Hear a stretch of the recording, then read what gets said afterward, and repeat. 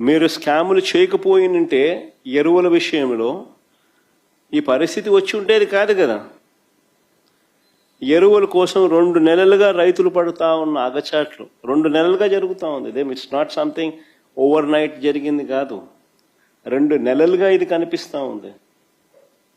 2 నెలలుగా రైతులు పడుతూ ఉన్న అగచాట్లు దీనికి సాక్ష్యం కాదా అని అడుగుతా ఉన్నా.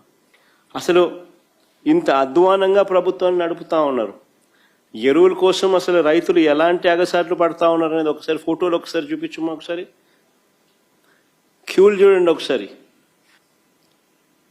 రైతులకు ఎరువులు దక్కక కృష్ణా జిల్లా ఘంటసాల మండలం లంకపల్లి పిఎస్సి వద్ద, పార్వతీపురం మన్యంలో, విజయనగరం ఎస్కోటలో ఎరువుల కోసం బారులు తీరిన రైతులు, రాజంలో ఎరువుల కోసం రైతులు కొట్లాట, అనకాపల్లి తుమ్మపాలలో రాత్రి సమయంలో ఎరువుల కోసం పాటలు, రాత్రి సమయంలో, తూర్పుగోదావరి జిల్లా తాళ్లపూడి మండలంలో పరిస్థితి అది, ఏలూరులో పరిస్థితి అది,